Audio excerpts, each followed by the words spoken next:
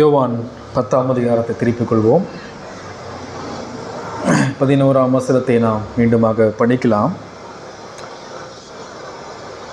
நானே நல்ல மேய்ப்பன், நல்ல மேய்ப்பன் ஆடுகளுக்காக தன் ஜீவனை கொடுக்கிறார். இந்த செய்தியினுடைய தலைப்பு தெய்வீக மேய்ப்பர். தெய்வீக மேய்ப்பர். அப்போஸ்தலனாகிய யோவான் பரிசுத்த ஆவியினாலே இந்த சுவிசேஷ புத்தகத்தை அவர் எல்லா மக்களுக்கும் பொதுவாக எழுதுகிறார். புதிய ஏற்பாடு சுவிசேஷமாக நமக்கு ஆரம்பிக்கிறது. 4 சுவிசேஷங்கள்: மத்தேயு, மார்க்கு, லூக்கா, யோவான். மத்தேயு யூதர்களுக்கு எழுதுகிறார், இயேசுவை ராஜாவாக காண்பிக்கிறார். மார்க்கு ரோமர்களுக்கு எழுதுகிறார், இயேசுவை வேலைக்காரனாக அல்லது ஊழியக்காரனாக காண்பிக்கிறார். லூக்கா அவர் கிரேக்கர்களுக்கு எழுதுகிறார், இயேசுவை மனுஷகுமாரனாக காண்பிக்கிறார். அப்போஸ்தலனாகிய யோவான் எல்லாருக்கும் இயேசுவை தேவனாக அவர் காண்பிக்கிறார். இந்த யோவான் சுவிசேஷத்தினுடைய நோக்கம் என்ன அப்படின்னு சொன்னால், 20ஆம் அதிகாரம் 31ஆம் வசனம் இவ்வாறு சொல்கிறது: இயேசு தேவனுடைய குமாரனாகிய கிறிஸ்து என்று நீங்கள் விசுவாசிக்கும்படியாகவும், விசுவாசித்து அவருடைய நாமத்தினாலே நித்திய ஜீவனை அடையும்படியாகவும் இவைகள் எழுதப்பட்டிருக்கிறது. இப்போ இயேசு கிறிஸ்துவை தேவகுமாரனாக விசுவாசித்து அதன் மூலமாக நித்திய ஜீவனை பெற்றுக்கொள்ளும்படியாக இந்த சுவிசேஷம் நமக்கு எழுதப்பட்டிருக்கிறது. இப்போ வேதம் இல்லாமல் இயேசுவை ஒருபோதும் அறிந்து கொள்ள முடியாது. இயேசுவை அறியாமல் விசுவாசிக்க முடியாது. விசுவாசியாமல் ரட்சிக்கப்பட முடியாது. ரட்சிக்கப்பட முடியாமல் நித்திய ஜீவனுக்குள்ளாக நாம் செல்ல முடியாது. இப்போ இந்த 10ஆம் அதிகாரத்தை நாம் படிக்கும் பொழுது இதனுடைய பின்னணியை நாம் அறிந்திருப்பது மிக முக்கியமான காரியம். யோவான் 9ஆம் அதிகாரத்தை படிக்கும் பொழுது அது நடைபெறக்கூடிய சூழ்நிலை, ஒரு பிறவி குருடனை இயேசு கிறிஸ்து அவர் சுகப்படுத்துகிறார். தாயின் வயிற்றிலிருந்து பிறந்தது முதல் அந்த மனிதன் குருடனாகவே இருக்கிறான். இது வரைக்கும் எந்த உலகத்தையும் பார்க்கவே கிடையாது. இப்போ அப்படிப்பட்ட குருடனை நோக்கி இயேசு கிறிஸ்து சென்று சேற்றில் உமிழ்ந்து அதை கண்களிலே பூசி, நீ போய் சீலோவாம் குளத்திலே கழுவு என்கிறார். அவனும் போய் கழுவுகிறான். உடனே பார்வை அடைகிறான். எதை வெளிப்படுத்துகிறது? இயேசு அவர் கண்களை திறக்கிறார். இயேசு அற்புதங்களை செய்கிறார். அப்படி என்றால் இயேசு படைத்தவர், இயேசு கண்களை உண்டாக்கினவர், இயேசு சிருஷ்டிகராக இருக்கிறபடியால் அவர் முழு சரீரத்தின் மீதும் வல்லமையுள்ள கடவுள் என்ற சத்தியத்தை அந்த குருடனுடைய சுகத்திலிருந்து நாம் அறிகிறோம். இப்போ இயேசு எப்போ அவனை சுகப்படுத்தினார்னு சொன்னால், ஓய்வு நாளில் சுகப்படுத்திட்டார். இப்போ இதை யூதர்கள் பார்க்குறாங்க, பரிசேயன் பார்க்குறாங்க, எப்படி ஓய்வு நாளில் நீ வேலை செய்யலாம் என்ற கேள்வியை இயேசுவை நோக்கி கேட்குறாங்க. ஆனால் இயேசு ஓய்வு நாளில் வேலை செய்யலை, குருடனை சுகப்படுத்தினார். இரக்கத்தின் பணியை அவர் செய்தார். இப்போ இந்த பார்த்த பரிசேயனும் யூதர்களும் அந்த சுகமாக்கப்பட்ட குருடன் கிட்ட போயிட்டு, உன்னை யார் சுகப்படுத்தினது? உன்னை யார் சுகப்படுத்தினது? இயேசுவா? இயேசு இல்லைன்னு சொல்லுன்னு சொல்லி மீண்டும் மீண்டுமாக அந்த மனிதனை நெருக்கத்திற்குள்ளாக்குகிறார்கள். ஆனால் அந்த குருடனோ சுகமாக்கப்பட்ட மனிதனோ, என்னை இயேசு சுகப்படுத்தினார், அவர் தீர்க்கதரிசி, அவர் பரிசுத்தமானவர், அவர் ஆண்டவர் என்று சொல்லி கிறிஸ்துவை அறிக்கை செய்கிறார்கள். இப்போ இந்த இடத்துல இந்த பரிசேயர்களுக்கும் யூதர்களுக்கும் எது பெரிய விஷயமா தோணலை. பிறந்தது முதல் இதுவரைக்கும் கூடனாய் காணப்பட்டான், அவனை சுகப்படுத்தின அந்த சுகமானது எவ்வளோ பெரிய அற்புதம். வரலாற்றில் இதுவரைக்கும் எவரும் கண்டிராத அற்புதத்தை இயேசு செஞ்சார். ஆனால் அதெல்லாம் அவங்களுக்கு பெருசாக தெரியல. என்ன பெருசாக தெரிஞ்சது? கிறிஸ்துவ குற்றம் சாட்டணும், கிறிஸ்து தேவனுடைய குமார் என்று சொல்வதை தடுக்கணும் என்பதுதான் பரிசேயனுடைய யூதனுடைய நோக்கமாய் காணப்பட்டுச்சு. எனவே இந்த இடத்துல அற்புதங்கள் ஒருபோதும் ரட்சிப்பை கொடுக்காது. ஏன் அற்புதங்கள்? இயேசு தேவனுடைய குமாரன், வேதம் கடவுளுடைய வார்த்தை, வேதாகமத்தை பிரசங்கிக்கிறவர்கள் தேவனால் அனுப்பப்பட்டவர்கள் என்பதை உறுதிப்படுத்துவதற்காக தான் தேவன் குறிப்பிட்ட காலத்திற்கு அற்புதங்களை ஒரு சில மனிதர்களுக்கு வரங்களாக கொடுத்தார். இன்றைக்கு அற்புதங்கள் இருக்கிறதா? இன்றைக்கும் தேவன் அற்புதங்களை செய்ய வல்லமையுள்ள கடவுள். ஆனால் எந்த தனிப்பட்ட நபர் மூலமாக அவர் செய்வது கிடையாது. என்கிட்ட அற்புதம் செய்கிற வல்லமை இருக்குன்னு சொல்லி எந்த போதகராலும் ஸ்தாபக தலைவராலும் கிறிஸ்தவத்திலே உயர்ந்த ஸ்தானத்திலே உள்ள மனிதனாலும் சொல்ல முடியாதுங்க. இன்றைக்கு பார்க்கிற கிறிஸ்துவ மேடையிலே பார்க்கக்கூடிய அனைத்து அற்புதங்களும் அது மாய்மாலங்கள். அவைகள் உண்மையானவைகள் அல்ல. அவைகள் திட்டமிட்டு கதையை போல நாடகத்தை போல செய்யக்கூடியவைகள். இங்க நம்ம சிந்திக்கும் பொழுது இயேசு கிறிஸ்து இறுதியா அந்த சுகமாக்கப்பட்ட மனிதனை நோக்கி அவர் சென்று தன்னை வெளிப்படுத்துகிறார். 9ஆம் அதிகாரம் 39ஆம் வசனம் முதல் பார்க்கும் பொழுது அங்க பரிசேயரிடம் அவர் பேச ஆரம்பிக்கிறார். பரிசேயர்கள் அவர்கள் ஒருபோதும் கிறிஸ்துவை மேசியாவாக விசுவாசிக்க மாட்டார்கள். அவர்களுக்கு பழைய ஏற்பாடு தெரியும். ஆனால் இயேசுதான் தேவனுடைய குமார் என்பதை அவங்களை ஏற்றுக்கொள்ள முடியல. இயேசு எங்கெல்லாம் போறாரோ அங்கெல்லாம் யாரு போவாங்க? பரிசேயரும் போய் கிறிஸ்துவை குற்றம் சாட்டுவார்கள். இப்ப அப்படிப்பட்ட பரிசேயர்களுக்கு தான் இயேசு கிறிஸ்து சொல்றார் 39ஆம் வசனத்துல, காணாதவர்கள் காணும்படியாகவும் காண்கிறவர்கள் கூடராகும்படியாகவும் நியாய தீர்ப்பிற்கு நான் இந்த உலகத்திலே வந்தேன் என்றார். அவருடனே கூட இருந்த பரிசேயர்கள் சிலர் இவைகளை கேட்ட பொழுது, நாங்களும் கூடரோ என்றார்கள். இயேசு அவர்களை நோக்கி, நீங்கள் கூடராய் இருந்தால் உங்களுக்கு பாவம் இராது. நீங்கள் காண்கிறோம் என்று சொல்லுகிறபடியினால் உங்கள் பாவம் நிலை நிற்கிறது என்றார். இயேசு கிறிஸ்து சொல்றார், நான் உலகத்திற்கு வந்தவருடைய நோக்கம் தான் ஒரு நல்ல பார்வையானவனாக இருக்கிறேன், என்கிட்ட எந்த சுகவீனமும் இல்லை, என்கிட்ட எந்த பாவமும் இல்லை, நான் முழுமையான நீதிமான் என்று சொல்லிக் கொள்கிற உங்களுக்காக நான் வரல, பாவிகளுக்காக உலகத்திற்கு வந்தேன் என்று அவர் சொல்றார். பரிசேயர்கள் தங்களை யூத கலாச்சாரத்தில் யூத மக்களுக்கு மெய்ப்பர்களாக அடையாளப்படுத்தினார்கள். பரிசேயர்கள் நாங்கள் ஒரு தலைவர்கள் என்றும் நாங்கள் சொல்வதுதான் சட்டம் என்றும் வேதத்தில் காணப்படாத அநேக சட்டங்களை மக்கள் மீது சுமத்தி அவர்கள் மேல் தங்களை தலைவர்களாக காண்பித்துக் கொண்டவர்கள் தான் இந்த பரிசேயர்கள். இந்த பரிசேயர்கள் தங்களை மெய்ப்பர்களாக காண்பித்து மக்களை தவறான வழிகளில், இஸ்ரவேல் ஜனங்களாகிய ஆடுகளை தவறான வழிகளில் நடத்தக்கூடியவர்களாய் காணப்பட்டார்கள்.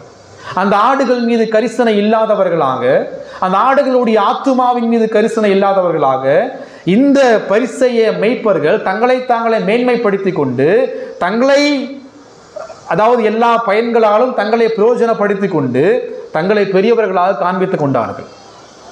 அதுதான் பழைய ஏற்பாட்டில் எசேக்கியேலையும் எரேமியாவிலையும் வாசிக்கும் பொழுது தேவன் சொல்றார், அந்த மெய்ப்பர்களுக்கு ஐயோ அப்படின்றார். ஆடுகளை தவறாக வழிநடத்தக்கூடிய மெய்ப்பர்களுக்கு ஐயோ அப்படின்றார். எனவேதான் இன்னொரு பிரதான மெய்ப்பன், பெரிய மெய்ப்பன் வரப்போகிறார் என்பதை பழைய ஏற்பாடு முழுவதுமாக சொல்கிறது. இந்த 10ஆம் அதிகாரத்தை படிக்கும் பொழுது இயேசு கிறிஸ்து சொல்றார், மெய்யாகவே மெய்யாகவே நான் உங்களுக்கு சொல்கிறேன். இந்த மெய்யாகவே மெய்யாகவே என்ற வார்த்தை இயேசு கிறிஸ்து சொல்கிற அந்த சத்தியத்தினுடைய ஆழத்தையும் உறுதித்தன்மையும் அதனுடைய முக்கியத்துவத்தையும் குறிக்கிறது என்று அர்த்தம். இப்போ வேதம் ஒரு விஷயத்தை ஒரு முறை சொன்னாலே அது பல கோடி மடங்கு உண்மையானது என்று அர்த்தம். உதாரணமா வேதம் சொல்லுது தேவன் பரிசுத்தர் என்று சொல்கிறது. ஆனால் அதே வேதம் சொல்லுது தேவன் பரிசுத்தர் பரிசுத்தர் பரிசுத்தர். இப்போ அந்த தேவன் பரிசுத்தர் என்ற சத்தியத்தை 3 முறை வேதம் சொல்லுதுன்னு சொன்னா அது எந்த அளவுக்கு முக்கியமான ஒன்று என்பதை நாம் புரிந்து கொள்ள வேண்டும். அதே போலதான் கிறிஸ்து அடிக்கடி அடிக்கடி ஒரு வார்த்தையை அவர் சொல்றார், மெய்யாகவே மெய்யாகவே. அப்படின்னா உண்மையாகவே, மிக உண்மையாகவே என்று அர்த்தம். இப்ப மெய்யாகவே மெய்யாகவே என்று சொல்லும் பொழுது அவர் சொல்ல போகிற சத்தியத்திற்கு நாம் மிக உன்னிப்பாக செவி கொடுக்க வேண்டும் என்று அர்த்தம். அவர் சொல்லக்கூடிய இந்த சத்தியங்கள், இந்த வசனங்கள் நம்முடைய வாழ்க்கைக்கு மிகவும் பிரயோஜனம் உள்ளவைகள் என்று அர்த்தம். ஆட்டு தொழுவத்துக்குள் வாசல் வழியாய் பிரவேசியாமல் வேறு வழியாய் ஏறுகிறவன் கள்ளனும் கொள்ளைக்காரனுமாய் இருக்கிறான். இங்க ஒரு ஆடுகளுடைய ஆட்டு தொழுவத்தினுடைய காட்சியை, உருவகத்தை, ஓமையை இயேசு கிறிஸ்து சொல்றார். யூத கலாச்சாரத்தில் நம்முடைய பொதுவான தொழில் என்னவென்றால் ஆடுகளை வளர்ப்பது, ஆடுகளை மேய்ப்பது தான் யூதர்களுடைய ஒரு பொதுவான பணியாக, தொழிலாய் காணப்பட்டது. இப்போ அவர்களுடைய தொழிலின் மூலமாய், அவருடைய வேலையின் மூலமாய் தேவன் ஒரு உண்மையை அவர் சொல்லுகிறார். இப்போ யூத காலத்தில் என்ன செய்வாங்கன்னு சொன்னா, ஒரு ஆட்டு தொழுவம் இருக்கும். ஒரு பட்டணத்திற்கோ அல்லது சிறிய கிராமத்திற்கோ பொதுவான ஒரு ஆட்டு தொழுவம் இருக்கும். அந்த ஆட்டு தொழுவத்துக்குள்ள அநேக ஆட்டு மந்தைகள் தனித்தனியாக இருக்கும். ஒவ்வொரு ஆட்டு மந்தைக்கும் ஒவ்வொரு மெய்ப்பன் இருப்பார். அந்த ஆட்டு தொழுவத்திற்கு ஒரு காவலாளி வைக்கப்படுவார். இப்போ நாள்தோறும் மேய்த்து கொண்டு அந்தந்த மேய்ப்பர் அந்தந்த ஆடுகளை அந்த தொழுவத்திற்குள்ளாக சென்று கட்டி வைத்து விடுவார்கள். ஒவ்வொரு முறையும் காலை எழுந்து அந்த மேய்ப்பன் அந்த வாசலுக்குள்ளாக செல்லும் பொழுது அங்கே அநேக ஆட்டு மந்தைகள் இருக்கும். ஆனால் எந்த மேய்ப்பன் தன்னுடைய ஆடுகளுடைய பேரை சொல்லி கூப்பிடுவார். இப்போ இந்த ஆடுகளுடைய பேரை சொல்லி கூப்பிடும்போது எல்லா ஆடுகளும் கத்தாதுங்க. அவருடைய ஆட்டு மந்தை உள்ளுக்குள்ள இருக்கிற அவருடைய ஆட்டு மந்தை தான் இவர் கூப்பிட்ட உடனே ஒவ்வொரு ஆட்டினுடைய பேரை சொல்லி கூப்பிடுவார். ஒவ்வொரு ஆட்டினுடைய பேரும் இவருடைய மனதிலே பதிய வைத்திருக்கும். ஒவ்வொரு ஆட்டினுடைய பேரை கூப்பிடும் பொழுது அந்த ஆடு தங்கள் காதுகளை தூக்கி திரும்பி பார்த்து கத்தும். ஏன்னா அதுகளுக்கு தெரியும் கூப்பிடுவது யாரு, நம்முடைய மெய்ப்பன், என்னுடைய மெய்ப்பன் என்ற அந்த அறிவு அந்த ஆடுகளுக்கு தெரியும். ஆனா அதே ஆட்டு தொழுவத்தில் அநேக ஆட்டு மந்தைகள் இருக்கும். அவைகள் திரும்பி பார்க்காது. ஏன்னா அவைகளுடைய மெய்ப்பன் கூப்பிடல. இந்த உருவகத்தை காமிச்சுதான் இயேசு கிறிஸ்து, உவமையை காமிச்சுதான் இயேசு கிறிஸ்து ஒரு சத்தியத்தை இங்க ஒரு பேசுறார். 2ஆம் வசனம் பாருங்க. வாசல் வழியாய் பிரவேசிக்கிறவனும் ஆடுகளின் மெய்ப்பனாக இருக்கிறான். இப்போ ஒரு வாசல் இருக்கும். அந்த வாசல் வழியாய் பிரவேசிப்பவன் மட்டும்தான் மெய்ப்பன ஒழிய பக்கத்து வழியா சுவர் வழியா ஏறி குதிக்கிறவன் யாரா இருக்க முடியும்? திருடனாக இருக்க முடியும். அதுதான் பரிசேயர்கள். பரிசேயர்கள் நீதியோடும் நேர்மையோடும் உத்தமத்தோடும் பழைய ஏற்பாட்டினுடைய சட்டத்திட்டங்களோடும் அவர்கள் வாசலுக்குள்ளாக பிரவேசிக்கவில்லை. பக்க வழியாய் பிரவேசிக்கிற நபர்களாய் காணப்பட்டார்கள். 3ஆம் வசனம். வாசலை காக்கிறவன் அவனுக்கு திறக்கிறான், ஆடுகளும் அவன் சத்தத்துக்கு செவி கொடுக்கிறது. அவன் தன்னுடைய ஆடுகளை என்ன சொல்லி கூப்பிட்டு, பேர் சொல்லி கூப்பிட்டு அவைகளை வெளியே நடத்தி கொண்டு போகிறான். அவன் தன்னுடைய ஆடுகளை வெளியே விட்ட பின்பு அவைகளுக்கு முன்பாக நடந்து போகிறான். ஆடுகள் அவன் சத்தத்தை அறிந்திருக்கிறபடியினால் அவனுக்கு பின் செல்கிறது. இப்ப யூத கலாச்சாரத்துல மெய்ப்பன் தன் ஆடுகளை பேர் சொல்லி அழைத்து வெளியே கொண்டு வரும் பொழுது மெய்ப்பன் தான் முன்னாடி போவார், ஆடுகள் தான் பின்பாக போவோம். இன்றைக்கு நம்ம எப்படி பார்க்கிறோம்? இன்றைய மெய்ப்பர்கள் ஆடுகளை முன்பாக அனுப்பிவிட்டு பின்பாக அதை ஓட்டி கொண்டு போவார்கள். ஆனா அந்த யூத கலாச்சாரத்துல மெய்ப்பன் முன்பாக செல்வான், ஆடுகள் தான் பின்பாக செல்லும். ஏனென்றால் முன்பாக ஒரு சிங்கமோ ஒரு கொடூர மிருகமோ வரும் பொழுது யார் அதை பாதுகாப்பா? ஆடுகளால் தற்காத்துக் கொள்ள முடியாதுங்க. எனவே ஆடுகளை பாதுகாப்பதற்கு ஆட்டுக்கு முன்னாடி மெய்ப்பன் போக வேண்டியது அவசியமான காரியம். 5ஆம் வசனம். மண்ணீருடைய சத்தத்தை அறியாதபடியினால் அவைகள் அந்நியனுக்கு பின் செல்லாமல் அவனை விட்டு ஓடி போகும். இன்னொரு அந்நியனாகிய ஒரு மெய்ப்பன் வந்து அந்த ஆட்டை கூப்பிடும் போது அந்த ஆட்டு செவி கொடுக்காது, அது ஓடி போயிடும். ஏன்னா அதுகள் தெரியும் இவர் நம்முடைய மெய்ப்பன் அல்லன்னு சொல்லி தெரியும்.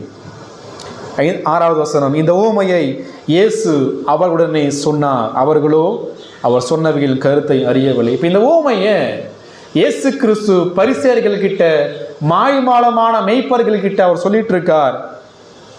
ஆனா அவர்களோ அந்த கருத்தை அறியவில்லை. உவமையினுடைய 2 நோக்கம் வேதாகமத்தை பார்க்கும் பொழுது மத்தேயு, மார்க்கு, லூக்கா, யோவான்ல சுமார் 39 உவமைகளை இயேசு கிறிஸ்து பேசியிருக்கிறார். உவமைகளுடைய 2 நோக்கம்.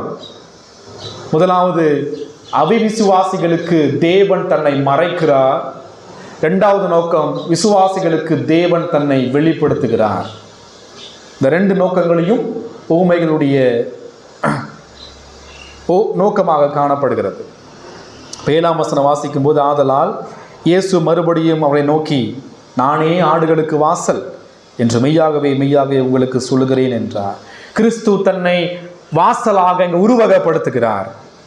வாசல் என்பது அந்த வாசலுக்குள்ளாக சென்றால் மாத்திரம்தான் அந்த ஆடுகளுக்கு பாதுகாப்பு உண்டு, அந்த ஆடுகளுக்கு மேய்ச்சல் உண்டு, அந்த ஆடுகளுக்கு பராமரிப்பு உண்டு. கிறிஸ்து என்கிற வாசலுக்குள்ளாக சென்று இருக்கும் பொழுது மட்டுமே நம்முடைய ஆத்துமாவிற்கான பாதுகாப்பு அங்கு வைக்கப்பட்டிருக்கிறது. எனக்கு முன்னே வந்தவர்கள் எல்லாரும் கள்ளரும் கொள்ளைக்காரருமாய் இருக்கிறார்கள், ஆடுகள் அவர்களுக்கு செவி கொடுக்கவில்லை.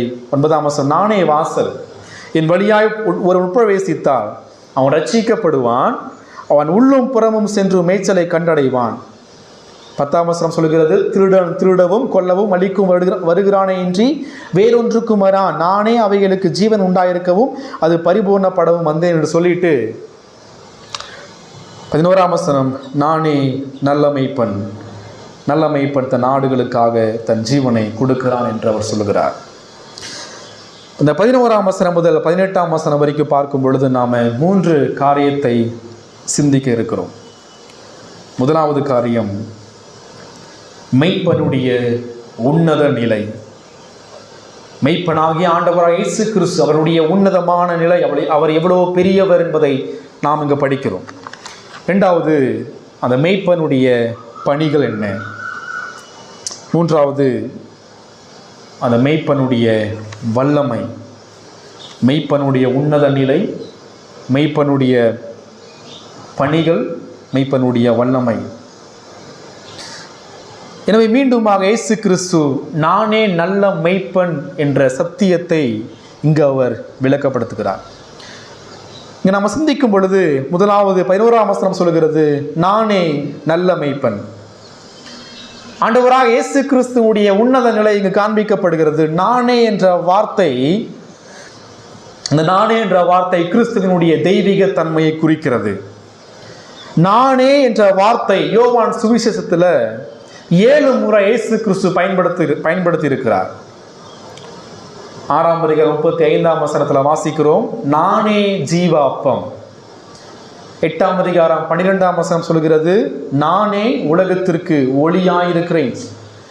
10ஆம் அதிகாரம் 9ஆம் வசனம் சொல்கிறது, நானே வாசல். 10ஆம் அதிகாரம் 11ஆம் வசனம் சொல்கிறது, நானே நல்ல மேய்ப்பன். 11ஆம் அதிகாரம் 25ஆம் வசனம், நானே உயிர்த்தெழுதலும் ஜீவனுமாயிருக்கிறேன். 14ஆம் அதிகாரம் 6ஆம் வசனம், நானே வழியும் சத்தியமும் ஜீவனுமாயிருக்கிறேன்.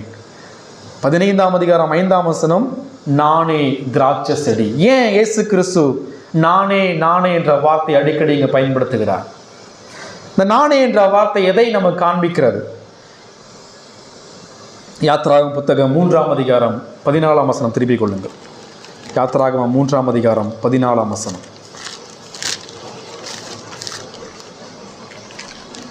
அதற்கு தேவன் இருக்கிறவராகவே இருக்கிறேன் என்று மோசையுடன் சொல்லி, இருக்கிறேன் என்பவர் என்னை உங்களிடத்திற்கு அனுப்பினார் என்றார். இந்த இடத்துல மோசை கிட்ட தேவன் சொல்றார், I am that who I am அப்படின்னா நானே இருக்கிறவராகவே இருக்கிறேன் என்று அர்த்தம். அப்ப நானே என்ற வார்த்தைக்கான அர்த்தம், தேவன் சொல்றார் நான் என்றென்றும் இருக்கிறேன், நான் இருக்கிறவராகவே இருக்கிறேன் என்ற அர்த்தம்.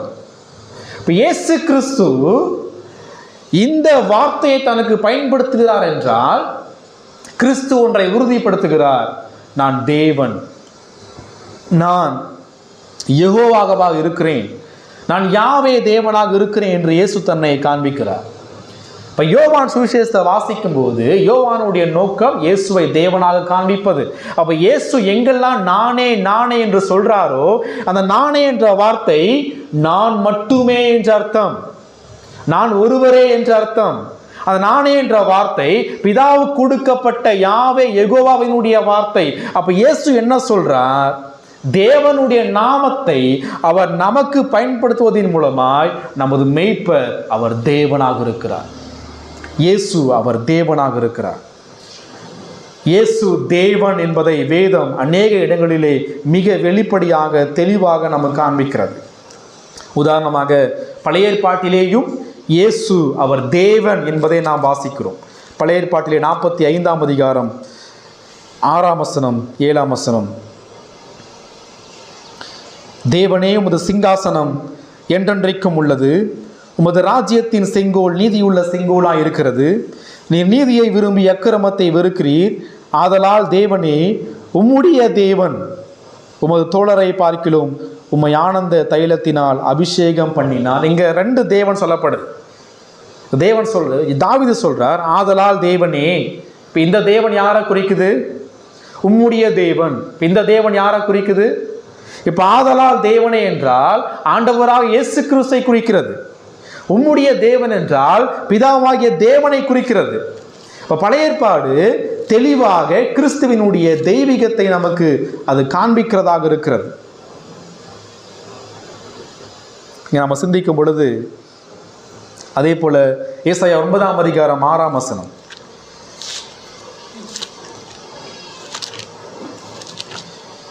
நமக்கு ஒரு பாலகன் பிறந்தார், நமக்கு ஒரு குமாரன் கொடுக்கப்பட்டார், கர்த்தத்துவம் அவர் தோளின் மேல் இருக்கும், அவர் நாமம் அதிசயமானவர், ஆலோசனை கர்த்தர், வல்லமையுள்ள தேவன். யாரை குறித்து பேசுறார்? இயேசு கிறிஸ்து குறித்து பேசுகிறார். இயேசு கிறிஸ்து அவர் வல்லமையுள்ள தேவனாக இருக்கிறார். ஏசாயா 45 அதிகாரம்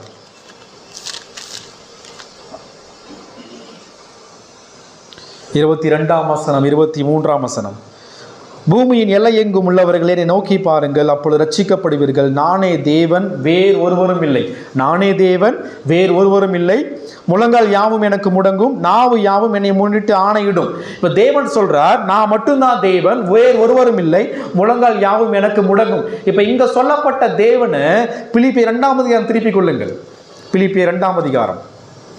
பிலிப்பியர் 2 அதிகாரத்தில் அப்போஸ்தலனாகிய பவுல் இதே வசனத்தை பயன்படுத்தும் போது அவர் சொல்றாரு, 10 வசனம், இயேசுவின் நாமத்தில் வானோர் பூதலத்தோர் பூமியின் கீழானோருடைய முழங்கால் யாவும் முழங்கம்படிக்கும். இப்ப ஏசாயாவில் படிக்கிறோம், தேவனுக்கு முன்பாக முழங்கால் முடங்கும். பிலிப்பியர்ல பவுல் சொல்றார், கிறிஸ்துவுக்கு முன்பாக முழங்கால் முடங்கும். அப்ப அங்க சொல்லப்பட்ட தேவன் யாரை குறித்து சொல்லப்படுகிறது? ஆண்டவராக இயேசு கிறிஸ்து. இயேசு தேவன். அதே போல புதிய ஏற்பாட்டுக்கு வரும் பொழுது நேரடியாக இயேசு தேவன் என்று வேதம் நமக்கு நேரடியாக சொல்கிறது. அப்போஸ்தலர்கள் நேரடியாக கிறிஸ்துவை தேவனாக அறிந்தார்கள், தேவனாக விசுவாசித்தார்கள். உதாரணமாய் அப்போஸ்தலனாகிய யோவான் 1 அதிகாரம் 1 வசனத்தை படிக்கும் பொழுது அங்கு இயேசு தேவன், தெய்வீகமானவர் என்பதை சாட்சி கொடுக்கிறார். ஆதியிலே வார்த்தை இருந்தது, அந்த வார்த்தை தேவனிடத்தில் இருந்தது, அந்த வார்த்தை தேவனாய் இருந்தது. அவர் யார்? ஆண்டவராக இயேசு. அவர் தேவன் என்பதை அப்போஸ்தலனாகிய யோவான் சொல்றார். இதே அப்போஸ்தலனாகிய யோவான் 1 யோவான் 5 அதிகாரம் 20 வசனம். 1 யோவான் 5 அதிகாரம் 20 வசனம். இவரே மெய்யான தேவனும் நித்திய ஜீவனுமாய் இருக்கிறார். யார்? தேவனுடைய குமாரன். அவரே மெய்யான தேவன். Is truly God. அவரே மெய்யான தேவனும் நித்திய ஜீவனுமாக இருக்கிறார். அப்ப அப்போஸ்தலனாகிய யோவான் கிறிஸ்துவை தேவனாக விசுவாசித்து அறிக்கை செய்கிறார். தோமாவும் கிறிஸ்துவை தேவனாக விசுவாசித்து அறிக்கை செய்கிறார். யோவான் 20 அதிகாரம் 28 வசனம். தோமா அவருக்கு பிரதியுத்தரமாக, என் ஆண்டவரே, என் தேவனே என்றான். இப்ப தோமா அறிக்கை செய்யறான், என் ஆண்டவரே, என் தேவனே. ஒருவேளை இயேசு தேவனாக இல்லாமல் இருந்திருந்தார் என்றால் அங்கு தோமாவை அவர் அதட்டி இருக்க வேண்டும். என்ன தோமா? கட்டளை சொல்லுகிறது, நான் ஒருவரே தேவன், என்னை என்று வேறொரு தேவன் இல்லை என்று நியாயப்பிரமாணம் சொல்லுது, நீயே என தேவனா சொல்றேன்னு சொல்லி தோமாவை சிற்றிக்கல கடிந்து கொள்ளல.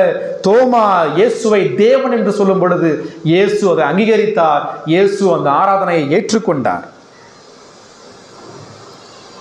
அதே போல அப்போஸ்தலனாகிய பவுலும் இயேசுவை தேவனாக அறிக்கை செய்கிறார். ரோமர் 9 அதிகாரம் 5 வசனம். ரோமர் 9 அதிகாரம் 5 வசனம். இவர் என்றென்றைக்கும் ஸ்தோத்தரிக்கப்பட்ட சர்வத்திற்கும் மேலான தேவன். யார்? மாம்சத்தின் படி பிறந்த கிறிஸ்து. மாம்சத்தின் படி பிறந்த கிறிஸ்து. இவர் என்றென்றைக்கும் ஸ்தோத்தரிக்கப்பட்ட சர்வத்திற்கும் மேலான தேவன். ஆமேன் என்று பவுல் அறிக்கை செய்கிறார். தீத்து 2 அதிகாரம் 13 வசனம்.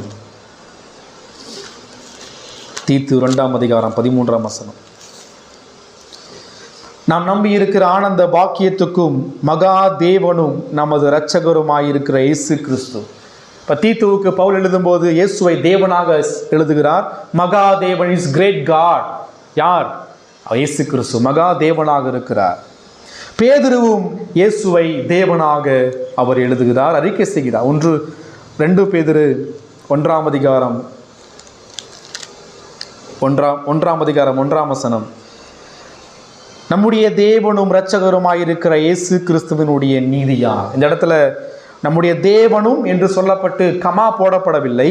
நம்முடைய தேவனும் இரட்சகரும் என்ற வார்த்தை இணைக்கப்பட்டுள்ளது. அப்படின்னு சொன்னா இயேசு கிறிஸ்து தேவனுமாகவும் இருக்கிறார், இரட்சகராகவும் இருக்கிறார். இப்போ என்ன நம்ம படிக்கிறோம்னு சொன்னா, இயேசு சொல்றார், நானே நல்ல மெய்ப்பன் என்றால் அந்த நானே என்ற வார்த்தை நமது மெய்ப்பர், அவர் தேவன், அவர் கடவுள் என்று அறிக்கை செய்கிறது. நம்மை வழிநடத்தக்கூடிய மேய்ப்பர் அவர் தேவன்.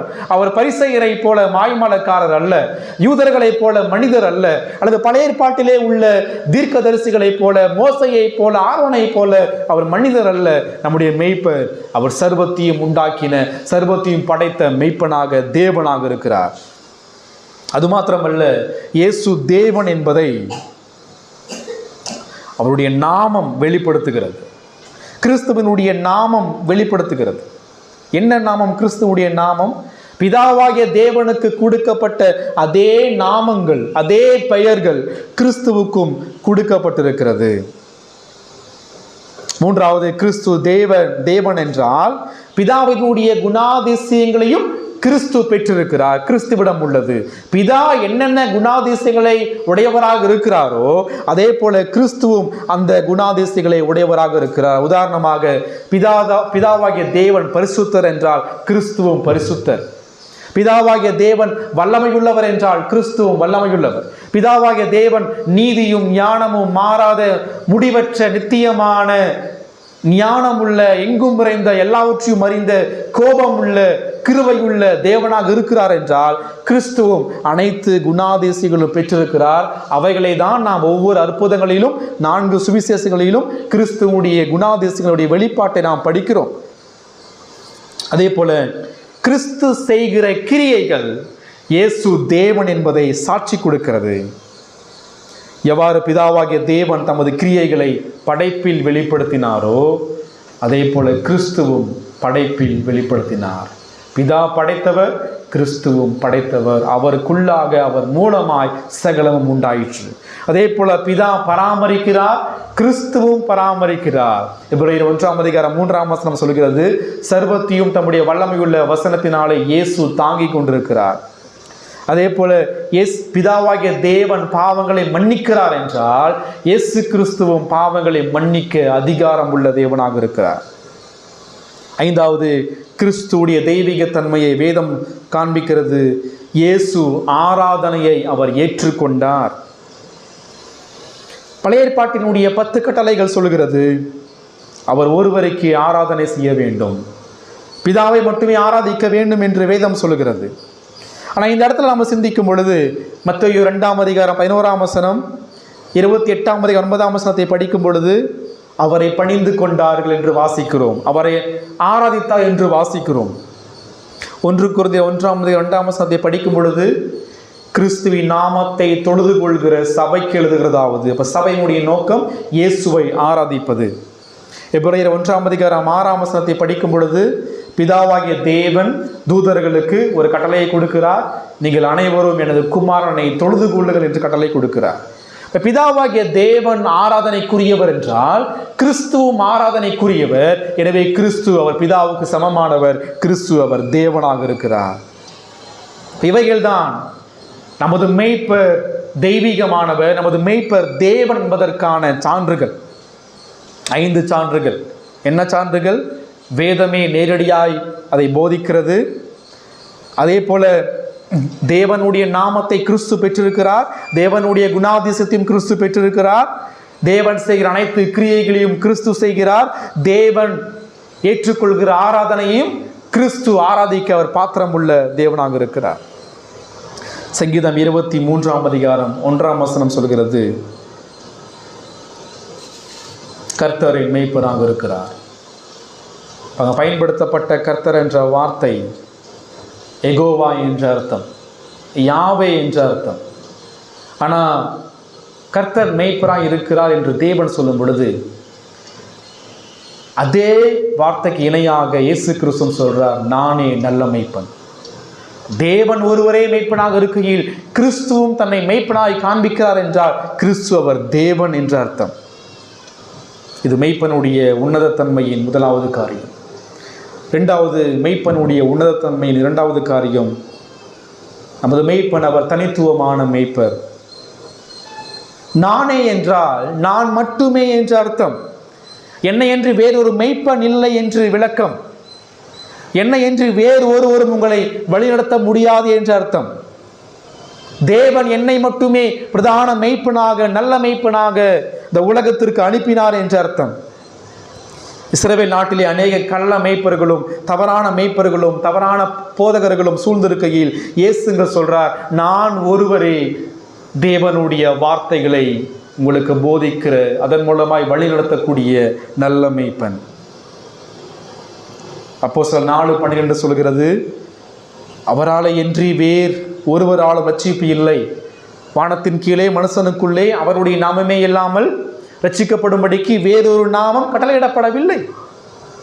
யோவான் 14:6 சொல்கிறது, நானே வழியும் சத்தியமும் ஜீவனுமாய் இருக்கிறேன் அப்படின்னு சொன்னா, கிறிஸ்து மட்டுமே வழி, கிறிஸ்து மட்டுமே சத்தியம், கிறிஸ்து மட்டுமே ஜீவன். இந்த மெய்ப்பனுடைய உன்னதமான நிலையில் மூன்றாவது காரியம், அவர் எப்படிப்பட்ட மெய்ப்பர்? அவர் நல்ல மெய்ப்பர். 38ஆம் வசனம் பாருங்க, அப்போஸ்தலர் 10:38ஆம் வசனம், 11ஆம் வசனம், 10ஆம் அதிகாரம் 11ஆம் வசனம். நானே மெய்ப்பன் என்று சொல்லப்படவில்லை, வெறுமனே நல்ல மெய்ப்பன் என்று சொல்லப்படுகிறது. இந்த நல்ல என்ற வார்த்தை கிரேக்க மொழியில் கேலோஸ் அப்படின்னு சொன்னா சிறந்த மெய்ப்பர், மேன்மையான மெய்ப்பர், அழகான மெய்ப்பர், உயர்ந்த மெய்ப்பர், பூரணமான எவ்விதமான பழுதும் எவ்விதமான அசுத்தங்களும் இல்லாத மெய்ப்பர் நம்முடைய மெய்ப்பர். கிறிஸ்து நல்ல மெய்ப்பராக இருந்தாலும் கூட இந்த கேலோஸ் என்ற வார்த்தை எதை நமக்கு விளக்கப்படுத்துகிறது என்றால், கிறிஸ்து அவர் பாவமே இல்லாத பூரணமான பரிசுத்தமான மெய்ப்பர். அவர் நன்மையும் கிருபைகளையும் செய்யக்கூடிய மெய்ப்பர். அந்த மெய்ப்பன் பாவம் இல்லாமல் இருக்க வேண்டும். அந்த மெய்ப்பன் தேவனைப் போல பரிசுத்தமான தேவனாக இருக்க வேண்டும். அப்படி இருந்தால் மட்டுமே தேவன் எதிர்பார்க்கிற பாவ நிவாரண பலியை அந்த மெய்ப்பன் கொடுக்க முடியும். 1 பேதுரு 5ஆம் அதிகாரம் 3ஆம் வசனம் சொல்கிறது, கிறிஸ்து நமது பிரதான மெய்ப்பர். எபிரேயர் 13:20 சொல்கிறது, கிறிஸ்து பெரிய மெய்ப்பர், கிரேட் ஷெப்பர்ட். அதே போல இங்கு யோவான் 10:11 சொல்கிறது, நானே நல்ல மெய்ப்பர். திருச்சபைக்கு தலைவராக இருக்கக்கூடிய ஆடுகளாகிய நம்முடைய மெய்ப்பர் எப்படிப்பட்ட மெய்ப்பர்? அவர் பிரதான மெய்ப்பர், அவர் பெரிய மெய்ப்பர், அவர் நல்ல மெய்ப்பர். இதுவே கிறிஸ்துவனுடைய உன்னதமான மெய்ப்பனுடைய உன்னதமான நிலையாக இருக்கிறது. ரெண்டாவது, இந்த மெய்ப்பனுடைய பணிகளை குறித்து நாம் சிந்திக்கும் பொழுது, 11ஆம் வசனம் முதல் 13ஆம் வசனம் வரைக்கும் வாசிக்கும் பொழுது, நானே நல்ல மெய்ப்பன், நல்ல மெய்ப்பன் ஆடுகளுக்காக தன் ஜீவனை கொடுக்கிறான். அந்த உன்னதமான அந்த தெய்வீகம் உள்ள அந்த நல்ல மெய்ப்பனாக இருக்கக்கூடிய, பிரதான மெய்ப்பனாக பெரிய மெய்ப்பனாக இருக்கக்கூடிய, அவர் ஒருவரை மெய்ப்பனாக தனித்துவமாக இருக்கக்கூடிய அந்த தேவகுமாரன், படைத்தவர், பராமரிக்கிறவர், பாவங்களை மன்னிக்கக்கூடிய அதிகாரம் உள்ள அந்த மகிமையான தேவகுமாரன் அவர் என்ன செய்கிறார்? அந்த பணிகள் மூலமாய் தன்னை வெளிப்படுத்துகிறார். அந்த மெய்ப்பன் அமைதி காக்கவில்லை, அந்த மெய்ப்பன் செயல்படுகிறார், செயல்படுவார். அவர் என்ன செயல்பட்டார்? நமக்காக, தம்முடைய மந்தைக்காக அவர் என்ன செஞ்சார்? இங்க சொல்ற நல்ல மெய்ப்பன் ஆடுகளுக்காக தன் ஜீவனை கொடுக்கிறான். இந்த இடத்துல இயேசு கிறிஸ்து தன்னுடைய ஜீவனை கொடுத்தலை பற்றி அடிக்கடி அவர் பேசிக்கொண்டே வருகிறார். 15ஆம் வசனம் சொல்கிறது, ஆடுகளுக்காக என் ஜீவனையும் கொடுக்கிறேன். 17ஆம் வசனம் சொல்கிறது, நான் என் ஜீவனை மறுபடியும் அடைந்து கொள்ளும்படிக்கு அதை கொடுக்கிறபடியினால். 18ஆம் வசனம், ஒருவனும் அதை என்னிடத்தில் எடுத்துக்கொள்ள மாட்டான், நானே அதை கொடுக்கிறேன். தொடர்ச்சியாக இந்த அதிகாரத்தில் இயேசு ஒரு விஷயத்தை சொல்லிட்டே வரார். நான் நல்ல மெய்ப்பனாக இருக்கிறபடியால் நான் ஆடுகளுக்கு என்ன செய்கிறேன்? ஜீவனை கொடுக்கிறேன். அப்போ அந்த மெய்ப்பனுடைய பிரதானமான பணி, அவர் தன்னுடைய ஆடுகளுக்காக ஜீவனை கொடுக்கிறார். இப்போ இந்த வார்த்தையை நாம் சிந்திக்கும் பொழுது இது அநேக இறையியல் சத்தியத்தை நமக்கு கற்றுக் கொடுக்கிறது. முதலாவது இறையியல் சத்தியம், ஜீவனை யார் கொடுப்பது? இயேசு சொல்றா, என்னுடைய ஜீவனை வேறு ஒருவராலும் எடுத்துக்கொள்ள முடியாது. என்னுடைய ஜீவனை யூதனும் ரோமர்களும் கிரேக்கர்களும் மற்ற மக்களும் கட்டாயப்படுத்தி அல்லது ரோம சேவகர்களும் என் ஜீவனை என்கிட்ட எடுத்துக்கொள்ள முடியாது.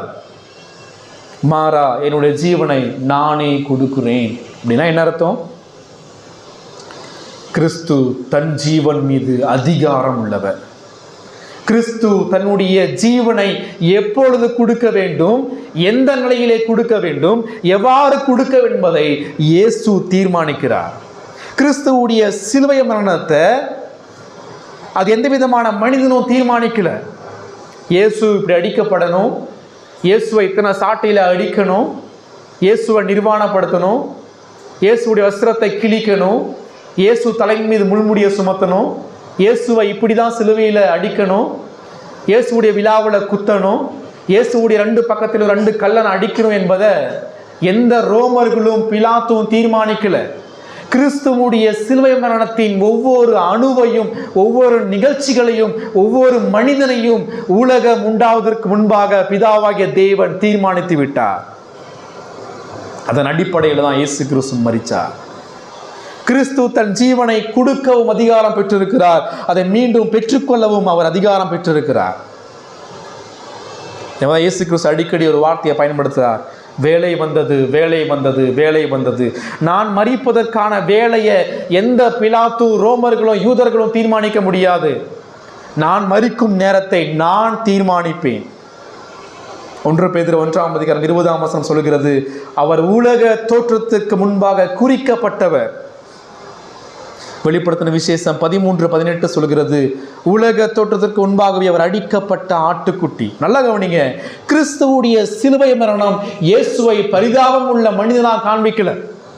கிறிஸ்துவுடைய சிலுவை மரணம் இயேசுவை ஏதோ ஒரு நிர்வாணியாக, ரத்தம் சொட்டப்படுகிறவராக, சதைகள் கிழிக்கப்பட்டவராக, எந்த விதமான உதவியும் அற்றுப்போன ஒரு பலவீனமான மனிதனாக காண்பிக்கல. கிறிஸ்துவுடைய சிலுவை மரணம் இயேசுவை ராஜாவாய் காண்பிக்கிறது. 2 கல்லனும் மரிக்கும் பொழுது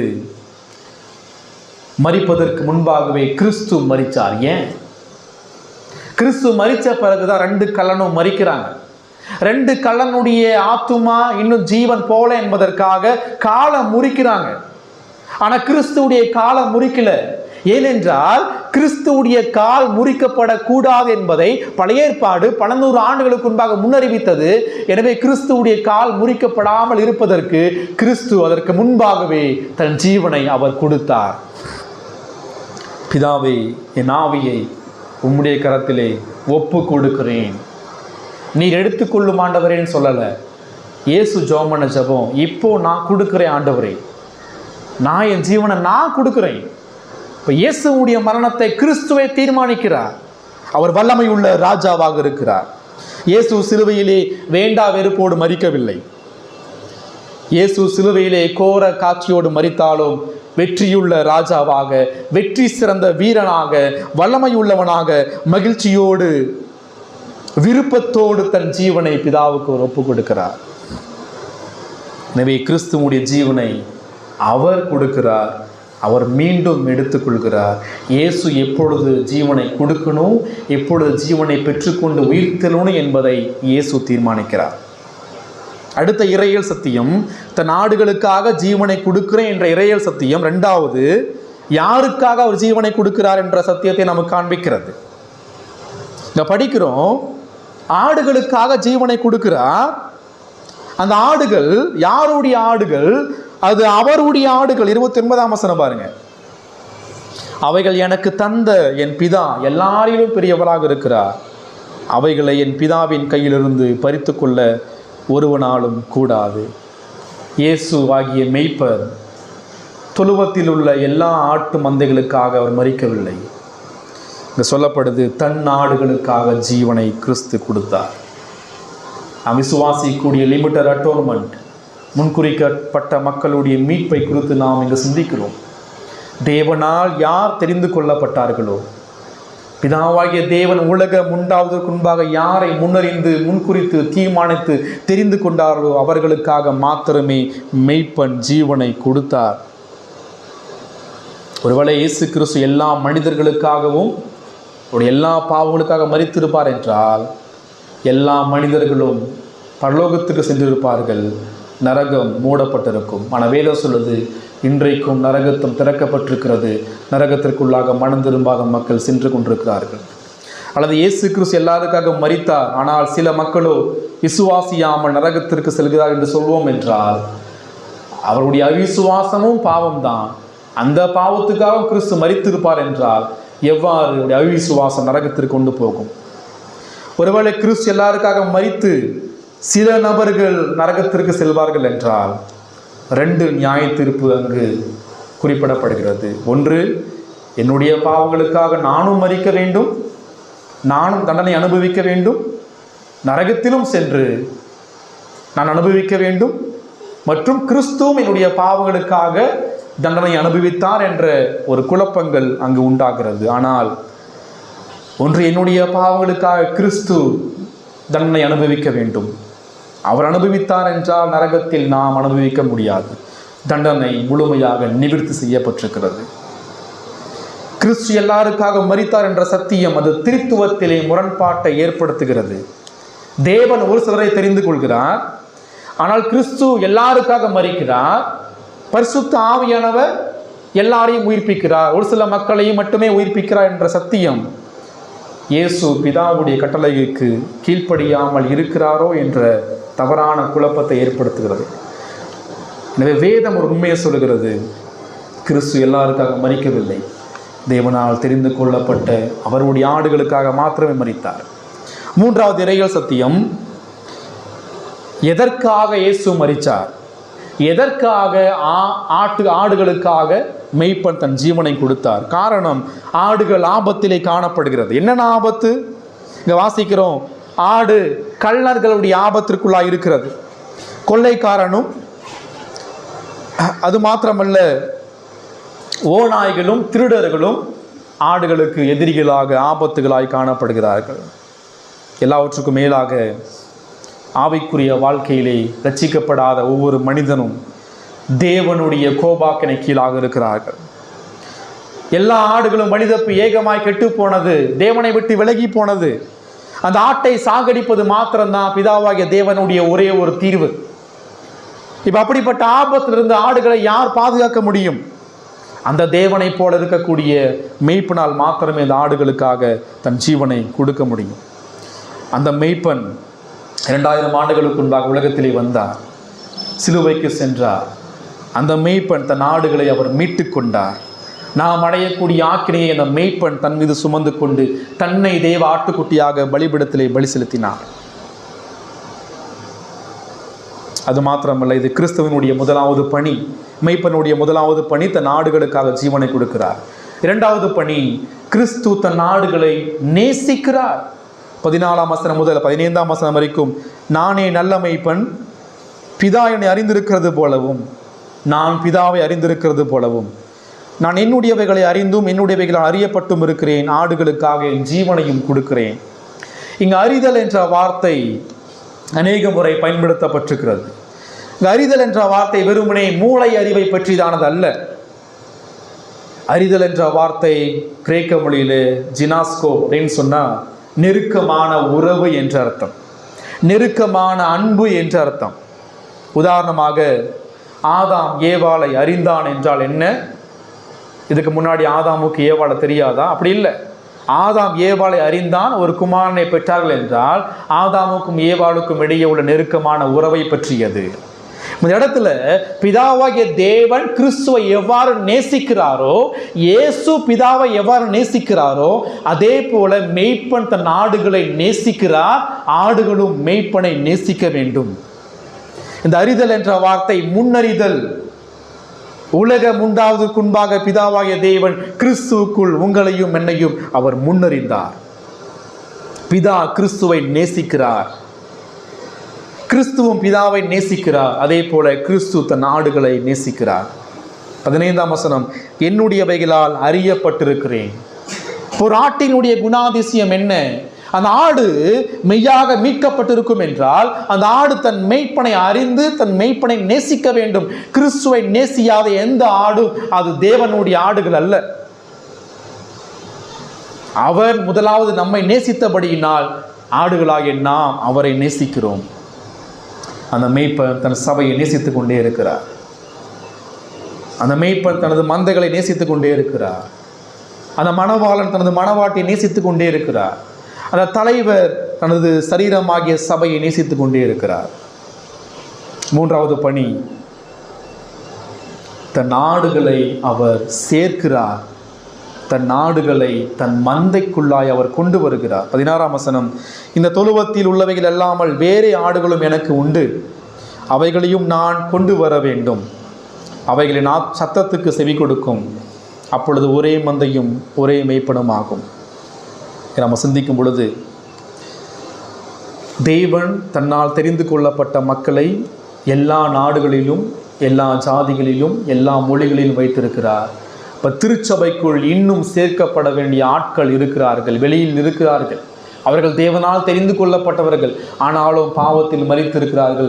அவர்களையும் தேவன் ரட்சித்து மெய்ப்பன் ஒரு நாள் சபைக்குள்ளாய் கொண்டு வந்து சேர்த்து ஒரே உலகளாவிய திருச்சபையாக பரலோக ராஜ்யத்திலே அவருடைய ஆடுகள் மாத்திரம் இருக்கக்கூடிய சபையை பரலோக ராஜ்யத்திலே அவர் காண்பிக்க போகிறார். 6ஆம் அதிகாரம் 37ஆம் வசனம் சொல்லுகிறது. யோவான் 6ஆம் அதிகாரம் 37ஆம் வசனம், பிதாவானவர் எனக்கு கொடுக்கிற யாவும் என்னிடத்திலே வரும், என்னிடத்தில் வருகிறவனை நான் புறம்பே தள்ளுவதில்லை. 44ஆம் வசனம், என்னை அனுப்பின பிதா ஒருவனை இழுத்து கொள்ளாவிட்டால் அவன் என்னிடத்திலே வரமாட்டான், கடைசி நாளில் நான் அவனை எழுப்புவேன். இப்போ இந்த இடத்துல யோவான் 10ஆம் அதிகாரத்தில் ஒரு வார்த்தையை இயேசு கிறிஸ்து பயன்படுத்துகிறார். என்ன வார்த்தை? 16ஆம் வசனத்தில் அவைகளை நான் கொண்டு வர வேண்டும் வேண்டும் என்ற வார்த்தை கட்டாயம் என்ற அர்த்தம். அது கிறிஸ்துவால் மாத்திரமே சாத்தியம் என்ற அர்த்தம். அவைகளை நான் கொண்டு வர வேண்டும் என்ற வார்த்தை 3 அடிப்படையான இறையல் சத்தியத்தை நமக்கு காண்பிக்கிறது. இப்போ இயேசு ஏன் இப்படி சொல்றார்? அவைகளை நான் கொண்டு வர வேண்டும் என்று ஏன் சொல்கிறார்? முதலாவது, ஆடுகளுடைய இயலாமையை குறிக்கிறது. அவைகளாகவே என்னை நோக்கி வராது. காரணம், அவைகள் பாவத்தில் மரித்து போயிருக்கிறது. டோட்டல் டிப்ரவிட்டி, பாவத்தில் மரித்த மனுக்குலம். அந்த ஆடுகளாகவே உயிரை பெற்று என்னை நோக்கி என்னை ஆராதிக்க மீட்பை பெற்றுக்கொள்ள வர முடியாது. எனவே நான் கொண்டு வர வேண்டும். காரணம், அந்த ஆடுகள் பலவீனமானவைகள், அந்த ஆடுகள் ஆத்துமாவிலே மரித்து போனவர்கள், அந்த ஆடுகள் தேவனுடைய கோபாக்கின கீழாக நரகத்தை நோக்கி மாத்திரமே செல்வார்களே ஒழிய ஒருவரும் திரும்பி என்னை நோக்கி வர முடியாது என்ற சத்தியத்தை காண்பிக்கிறது. அவைகளை கொண்டு வர வேண்டும் என்ற இந்த வசனம் கிறிஸ்துவினுடைய சர்வ இறையாண்மையை காண்பிக்கிறது. வேறு ஒருவராலும் கொண்டு வர முடியாது. என்னால் மாத்திரமே கொண்டு வர முடியும். காரணம், நானே பாவங்களை மன்னிக்க அதிகாரம் உள்ள தேவன். நான் ஒருவரே இரட்சகர், நான் ஒருவரே மீட்பர், என்னையன்றி வேறொரு தேவன் இல்லை. நானே வழியும் சத்தியமும் ஜீவனமாய் இருக்கிறேன். நானே ராஜாவுமாக, தீர்க்கதரிசியுமாக, பிரதான ஆசாரியருமாக, மேசியாவாக இருக்கிறபடியால் அந்த ஆடுகளை பிதாவாகிய தேவன் என் கரத்தில் கொடுத்திருக்கிறபடியால் என்னால் மாத்திரமே மீட்க முடியும். அவைகளால் வர முடியாது. எனவே நான் கொண்டு வர வேண்டும். ஏனென்றால் நான் வல்லமையுள்ள ராஜா என்பதை கிறிஸ்து வெளிப்படுத்துகிறார். மூன்றாவது சொல்றார், அவைகளையும் நான் கொண்டு வர வேண்டும், அவைகள் என் சத்தத்துக்கு செவி கொடுக்கும். நோக்கத்தை அவர் சொல்றார். கொண்டு வர வேண்டும் என்ற நோக்கம் என்ன நோக்கம்? அவைகள் எனக்கு செவி கொடுக்க வேண்டும் என்ற நோக்கம். ஏன் இயலாமையிலே காணப்பட்ட ஆத்மாவிலே மரித்து போன ஆடுகளை என்னுடைய கிறிஸ்துவாகிய என்னுடைய வல்லமையின் மூலமாக நான் கொண்டு வர வேண்டும். காரணம், அவைகள் ரட்சிக்கப்பட்டு சபையிலே இணைக்கப்படும் பொழுது அவைகள் எனக்கு செவி கொடுப்பதற்காக, என்னுடைய வார்த்தைகளுக்கு கீழ்ப்படிவதற்காக. எனவே இயேசு சொல்றார், அவைகளையும் நான் கொண்டு வர வேண்டும். அந்த ராஜாவாகிய இரட்சகர் ஆடுகளை கொண்டு வருகிற வரைக்கும் அந்த ஆடுகள் பாவத்தில் மாத்திரம்தான் இருக்கும். கிறிஸ்து தன் சபையை கட்டுகிற வரைக்கும் சபையினுடைய பணி தாமதமாக தான் இருக்கும். காரணம், அவரே திருச்சபைக்கு தலைவராக இருக்கிறார். எந்த மனிதனுடைய ஞானமும், மனிதனுடைய கட்டுக்கதைகளும், மனிதனுடைய சுயங்களும், மனிதனுடைய சுய ஞானத்தின் பேச்சுகளும் ஒருபோதும் ஆட்டை கொண்டு வர முடியாது. கிறிஸ்துவினுடைய வார்த்தையாகிய அவருடைய சுவிசேஷம் மாத்திரமே, அவருடைய போதுமான வல்லமையான குறைவற்ற தெளிவான ஆவியினால் அருளப்பட்ட வேதம் மட்டுமே ஆட்டை கொண்டு வர வல்லமையானது. நான்காவது பணி, அவர் ஒன்றிணைக்கிறார். 16ஆம் வசனம் சொல்கிறது, அப்பொழுது ஒரே மந்தையும் ஒரே மெய்ப்பனும் ஆகும். இது உலகளாவிய திருச்சபையாகிய பரலோகத்தை குறிக்கிறது. இறுதியில் மூன்றாவது காரியம் நம்ம சிந்திக்கும் பொழுது மேய்ப்பனுடைய வல்லமையை குறித்து படிக்கிறோம். 17ஆம் வசனம் 18ஆம் வசனம், நான் என் ஜீவனை மறுபடியும் அடைந்து கொள்ளும்படிக்கு அதை கொடுக்கிறபடியினால் பிதா என் அன்பாயிருக்கிறார். ஒருவனும் அதை இடத்தில் எடுத்துக்கொள்ள மாட்டான், நானே அதை கொடுக்கிறேன். அதை கொடுக்கவும் எனக்கு அதிகாரம் உண்டு, அதை மறுபடியும் எடுத்துக்கொள்ள எனக்கு அதிகாரம் உண்டு. அந்த மேய்ப்பனுக்கு அதிகாரம் உண்டு. இவர் அதிகாரம் உள்ள மேய்ப்பர். இவர் பலவீனமான, ஒன்றும் அறியாத, என்ன செய்வதென்று தெரியாத, திகைத்து போயிருக்கிற மேய்ப்பன் அல்ல. இவர் அதிகாரமும் ஞானமும் வல்லமையும் எல்லாம் அறிந்த பூரணமான மேய்ப்பனாக இருக்கிறார். தன் ஜீவனை கொடுக்க அதிகாரம் உள்ளவர், அதை பெற்றுக்கொள்ள அதிகாரம் உள்ளவர், தன் மக்களுடைய பாவங்களை மன்னிப்பதில் அதிகாரம் உள்ளவர், படைப்பின் மீதும் பராமரிப்பின் மீதும் அனைத்து ராஜாக்கள் மீதும் இவர் அதிகாரம் உள்ள தேவனாக இருக்கிறார். எனவே இந்த அதிகாரத்தின் மூலமாய் தமது வல்லமையை அவர் செயல்படுத்துகிறார். இந்த அதிகாரத்தின் மூலமாய் அவர் தன் சபையை கட்டுகிறார். இந்த அதிகாரத்தின் மூலமாய் தனது பிள்ளைகளாகிய நாடுகள் ரட்சிப்பை இழந்து போய் விடாதபடிக்கு அவர் பாதுகாக்கிறார். அதாவது 27ஆம் வசனம் முதல் 29ஆம் வசனம் வரைக்கும், என் நாடுகள் என் சத்தத்திற்கு செவி கொடுக்கிறது, நான் அவைகள் அறிந்திருக்கிறேன், அவைகள் எனக்கு பின் செல்கிறது. நான் அவைகளுக்கு நித்திய ஜீவனை கொடுக்கிறேன், அவைகள் ஒரு காலம் கெட்டு போவதில்லை, ஒருவனும் அவைகளை என் கையிலிருந்து பறித்துக் கொள்வதும் இல்லை. அவைகளை எனக்கு தந்த என் பிதா எல்லாரிலும் பெரியவராக இருக்கிறார். ஏன் ரட்சிப்பை இழக்க முடியாதுன்னு சொன்னா, நம்முடைய பிதா எல்லாரிலும் பெரியவராக இருக்கிறார். அவைகளின் பிதாவின் கையிலிருந்து பறித்து கொள்ள ஒருவனாலும் கூடாது. ரட்சிப்பை இழக்க முடியாது. காரணம், நம்மை ரட்சித்த நம்முடைய பிதா பெரியவராக இருக்கிறார். நம்முடைய ஆத்துமா அந்த திரியேக தேவனுடைய கைக்குள்ளாக அடங்கி இருக்கிறது. எனவே இந்த உலகத்தினுடைய சோதனைகளோ, பாவங்களோ, பிசாசோ, மரணமோ, வியாதியோ, பசியோ, பட்டயமோ, துன்மார்க்க கூட்டமோ ஒருபோதும் அந்த கையை எதிர்த்து நம்முடைய ஆத்துமாவை பறித்து கொள்ள முடியாது. நம்மை பாதுகாப்பது திரியேக தேவன். திருச்சபை தேவனுடைய கைக்குள்ளாக இருக்கிறது. இயேசு எவ்வாறு தன் சபையை கட்டுகிறார், எவ்வாறு தமது அதிகாரத்தை அவர் காண்பிக்கிறார்? அவர் சபையிலே தன் நாடுகளை சேர்த்துக் கொள்வதன் மூலமாக மாத்திரம் அதிகாரத்தை காண்பிக்கவில்லை. சபையிலே மனம் திரும்பாத மாய்மாலமான செம்மறியாட்டு கூட்டத்தை சபையை விட்டு துருத்துவதிலும் தனது அதிகாரத்தை அவர் காண்பிக்கிறார். கிறிஸ்து சபையை கட்டும் பொழுது வெறுமனே மக்களை அநேக கூட்டத்தை சேர்ப்பதன் மூலமாக மாத்திரம் சபையை கட்டவில்லை.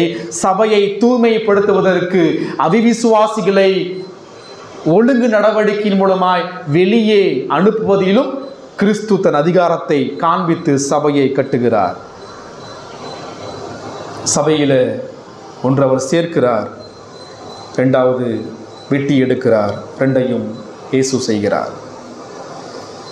தன் சபையை பாதுகாப்பதில் அவர் அதிகாரமிக்கவர். காரணம், அவரே திருச்சபைக்கு தலைவராக இருக்கிறார். நம்ம சிந்திக்கும் பொழுது இந்த ஆடுகளுடைய வாழ்க்கையிலே பலவிதமான நிந்தனைகளும் போராட்டங்களும் உபத்திரவங்களும் காணப்படும்.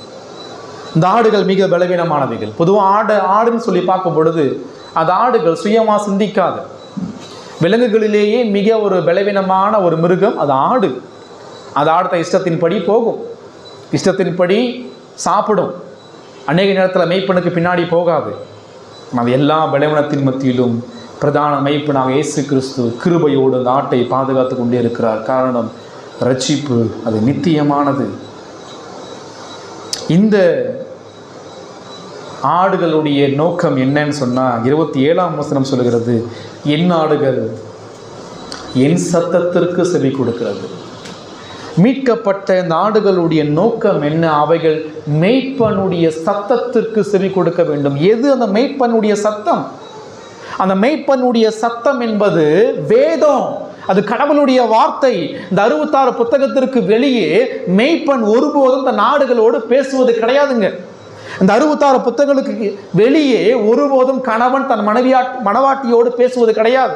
இந்த 66 புத்தகங்களுக்கு வெளியே ஒருபோதும் தலைவர் தன் சரீரத்தோடு பேசுவது கிடையாது. வேதம் மட்டுமே கிறிஸ்துவினுடைய மெய்ப்பனுடைய அதிகாரம் உள்ள வார்த்தையாக இருக்கிறது. அதற்கு செவி கொடுப்பது தான் ஒவ்வொரு ஆட்டினுடைய நோக்கம். ஒருவேளை அந்த அதிகாரம் உள்ள வேதாகமத்திற்கு சத்தத்திற்கு செவி கொடுக்கவில்லை என்றால் மெய்ப்பன் அந்த ஆடுகளை சிட்சிக்கிறார். இந்த மெய்ப்பனுடைய அதிகாரம் உள்ள சத்தத்தை எங்கு கேட்க முடியும்? எல்லா இடத்திலும் கேட்க முடியாதுங்க.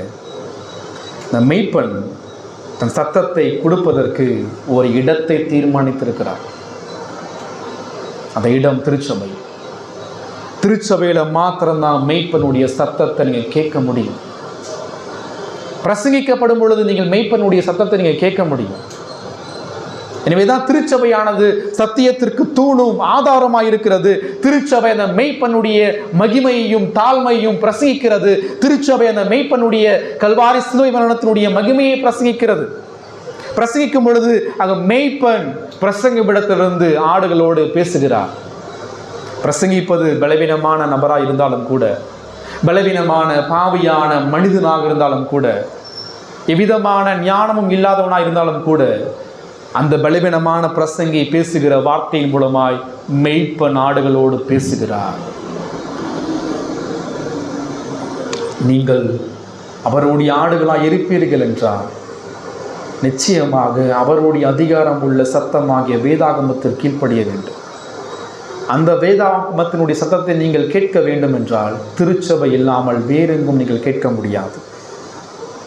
ஒருவேளை நீங்கள் சபைக்குள்ளாக இல்லை என்றால், சபை கூடுதலை பின்பற்றவில்லை என்றால், ஒவ்வொரு ஞாயிற்றுக்கிழமையும் பரிசுத்த ஆராதனையிலே தேவனை தொழுது கொள்ளவில்லை என்றால் உறுதிப்படுத்திக் கொள்ளுங்கள், நீங்களும் ஆடுகளாக இல்லாமல் இருக்கலாம். அல்லது நீங்கள் சிங்கத்தின் நடுவிலும் மிருகத்தின் நடுவிலும் ஆபத்தின் நிலையில் காணப்படலாம். மந்தையை விட்டு வெளியே இருக்கக்கூடிய ஒரு ஆட்டினுடைய நிலைமை என்ன? அது மிக ஆபத்தான ஒன்று. இறுதியாக வெளிப்படுத்தின விசேஷம் 7ஆம் அதிகாரம் 17ஆம் வசனம் இவ்வாறு சொல்கிறது. வெளிப்படுத்தின விசேஷம் 7ஆம் அதிகாரம் 17ஆம் வசனம், சிங்காசனத்தின் மத்தியில் இருக்கிற ஆட்டுக்குட்டியானவரே இவர்களை மேய்த்து இவர்களை ஜீவ தண்ணீர் உள்ள ஊற்றுகள் அன்றைக்கு நடத்துவார். தேவன் தாமே இவருடைய கண்ணீர் யாவையும் அவர் துடைப்பார். வெறுமனை இவர் மேய்ப்பர் மாத்திரமல்ல, இவர் ஆட்டுக்குட்டி. இவர் சிங்காசனத்தின் மீது அமர்ந்திருக்கிற ஆட்டுக்குட்டி, உயிரோடு இருக்கிற ஆட்டுக்குட்டி. இவர் பிரதான ஆசாரியரும் ராஜாவும் தீர்க்கதரிசியுமாய் இருக்கக்கூடிய ஆட்டுக்குட்டி. ஒரு ஆடை பலி செலுத்தணும்னு சொன்னால் 3 நபர்கள் தேவை. ஆசரிப்பு கூடாரத்தின் தேவாலயத்திலும் ஒன்று ஆட்டுக்குட்டி தேவை, 2வது அந்த ஆடை மேய்க்கிற மெய்ப்பன் தேவை, 3வது அந்த ஆட்டை பலி செலுத்தக்கூடிய ஆசாரியன் தேவை. இது பழைய ஏற்பாட்டில் 3 வெவ்வேறான மனிதர்கள். ஆனால் இந்த இயேசு கிறிஸ்து அவர் ஒருவரே 3 நபராகவும் இருக்கிறார். அவரே ஆட்டுக்குட்டி, அவரே மேய்ப்பர், அவரே பிரதான ஆசாரியர். தன்னைத்தானே ஆட்டுக்குட்டியாக பலிபீடத்தின் மீது அவர் தன் ஜீவனை கொடுத்தார். அவர் பலி செலுத்தினார். அவர் இரத்தத்தை சிந்தி இந்த மகிமையான மீட்பையும் இரட்சிப்பையும் நமக்கு அவர் கொடுத்திருக்கிறார். இதை உணர்ந்திருக்கிறீர்களா? நம்மை மேய்க்கிற நமது மெய்ப்பன் அவர் உன்னதமான மெய்ப்பர். அவர் என்றும் செயல்பட்டு கொண்டே இருக்கிற மெய்ப்பர். அவர் வல்லமையும் அதிகாரம் உள்ள மெய்ப்பர். அவர் மீண்டும் ஒரு நாள் இந்த உலகத்திற்கு வரப்போகிறார்.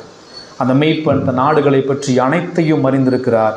அவர் சிங்காசனத்தின் மீது அமர்ந்திருக்கிற மெய்ப்பனாக இருக்கிறார். மனம் திரும்பி அவரை விசுவாசியுங்கள்.